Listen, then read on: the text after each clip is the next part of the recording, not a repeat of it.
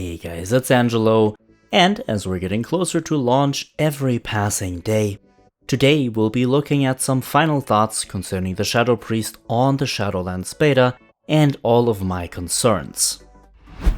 We'll be addressing changes that I feel could still do the spec good and should come, and also giving my thoughts on whether or not the Shadow Priest will ultimately have strong potential when going into this next expansion.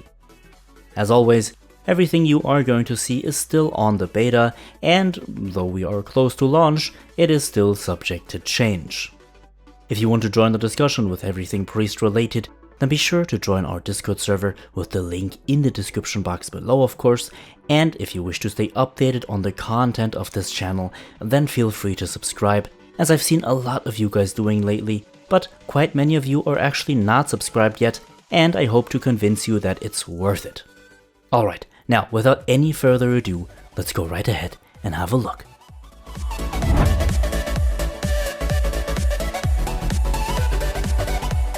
The first issue I still have with the Shadow Priest is intrinsic to the covenants. Currently, we still have no really interesting and effective choices when it comes to which covenant we really want to be going with in what type of gameplay. All covenants offer minor to mediocre effects on our gameplay, and honestly, the soul binds within specific covenants are more interesting and more gameplay enhancing than the covenant abilities themselves. The covenant abilities have mostly no interaction directly with the spec, with its resources, or with its gameplay, or rather none which have a fundamental or interesting impact on said factors. Now, mind games from the Venthyr doesn't generate a relevant amount of insanity to somehow alter our rotation, and is not guaranteed neither, because, keep in mind, the enemy actually has to deal damage or heal itself in order for you to generate any insanity, which is not always given and doesn't always align with mind game's cooldown. The Necrolord class ability, Unholy Nova, is simply held on cooldown whenever fighting in AoE trash packs, and genuinely offers absolutely zero enticing gameplay. If enemies died too early, using Unholy Nova is actually a complete waste, and I would have been better off just spamming Searing Nightmare. What's arguably the worst part about Unholy Nova is its range, however. You have no choice but to stand in relative melee range for Unholy Nova to take its effect on the enemy mobs, which is of course a place where you as a Shadow Priest don't really want to be standing.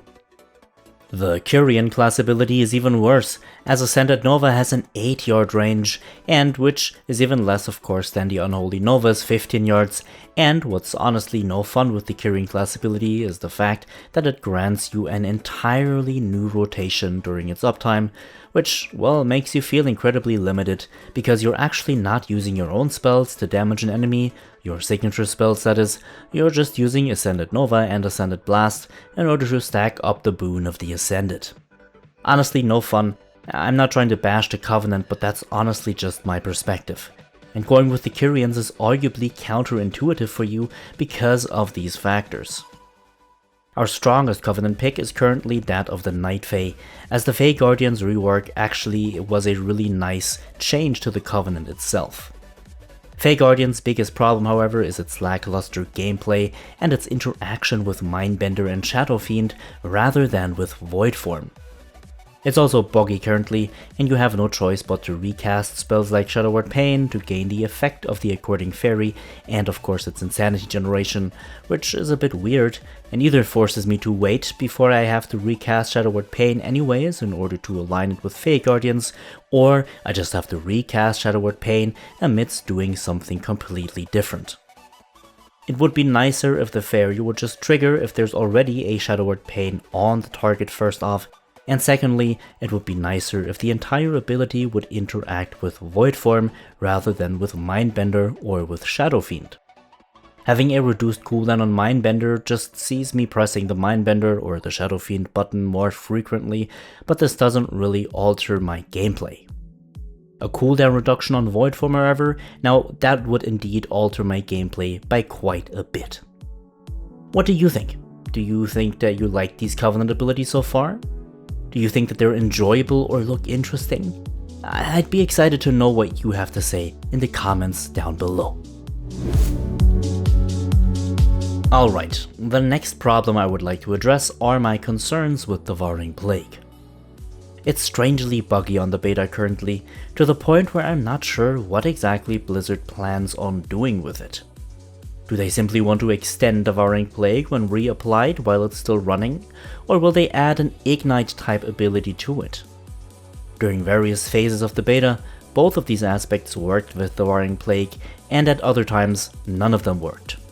Currently, Devouring Plague has a 1.8 seconds pandemic timer internally, meaning that you will effectively not lose any damage when casting a new Devouring Plague below those 1.8 seconds of remaining uptime.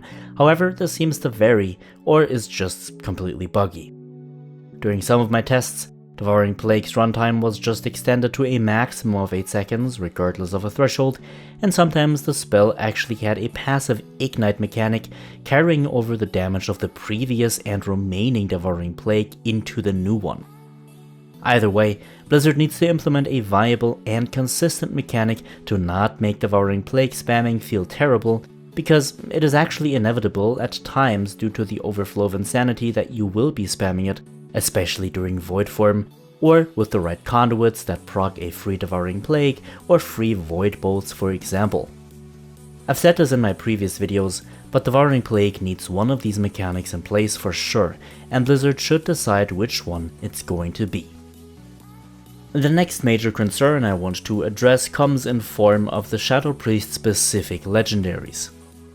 I think that by the current stand of the legendary system in Shadowlands, many players will be disappointed by their effects and their strengths, because the truth is that no legendary adds any kind of flavor to our gameplay, and absolutely no legendary is actually fun to play.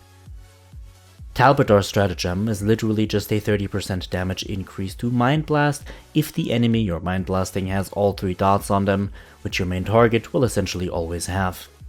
Shadowflame Prism is a simple damage buff and cooldown reduction to our Shadow Fiend and Mindbender.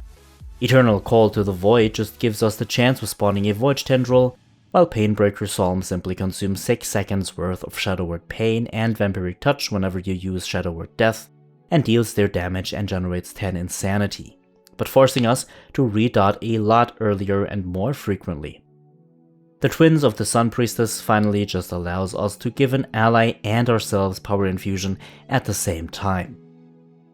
Legendaries, apart from the lackluster Covenants, are probably the greatest concerns for the Shadow Priest when going into Shadowlands, simply because they have, as stated before, absolutely no impact on our gameplay. Now, I'm worried that they will very well go live this way, because there's honestly no quick way to fix any of these legendary effects. I'm hoping that if there are future legendaries to be released, Blizzard will make them a bit more enticing and gameplay altering, similar like legendary effects from Legion. Legendaries like Mangaza's Madness, the legendary belt in Legion, or even Sepha's Secret, which is now a legendary once more but slightly different, were more gameplay altering than what we currently have. Okay, now after having discussed all of these issues, let's take a more objective look though and evaluate whether or not the Shadow Priest will perform well, at least at the start of Shadowlands. The truth is, yes. If everything stays the way it is currently, and numbers are tuned well at launch, then the Shadow Priest will certainly be a strong DPS spec with an engaging, thought through, and actually well-rounded new rotation, talents, and spells available to deal with any challenge, be it solo play in Torghast, Mythic Plus, raiding, or even PvP, and the same great utility it has had previously throughout the years still remain, with spells like Mass Dispel, Power Word Shield, Vampiric Embrace, and a very strong amount of self-heal all still available or even enhanced, with Devouring Plague now also healing you for a formidable amount. We're also arguably pretty mobile now, with Devouring Plague, Shadow Word Pain, Shadow Word Death, Damnation, Unfurling Darkness procs, Dark Thought, our new passive, Shadow Fiend or Mindbender, and Void Bolt all being castable or usable while moving, limiting our actual channeled or casted abilities pretty much down to Void Eruption, Vampiric Touch, Mind Blast, and Mind Flay. All in all, The near future for the Shadow Priest looks very good, and it'll be a lot of fun to see how the spec plays out, of course, once all of you guys start playing it, and once the first balancing changes start rolling in, and so on. I'm in good spirits though, in all honesty, and I believe that we'll be having a pretty good time as Shadow Priests in Shadowlands. Let me know what you think though. Are you excited to be playing Shadow Priest in Shadowlands? Are you still a little on the fence? Be sure to let me know in the comments down below. As always, a special thanks to my supporters over at Patreon. You guys are awesome, and thank you everyone for watching. Please don't forget to leave a like if this video was helpful to you, and if you wish to stay updated on the content of this channel, feel free to subscribe. Now, as always, have a good one my friends, get excited for Shadowlands, and I will see you all in the next one.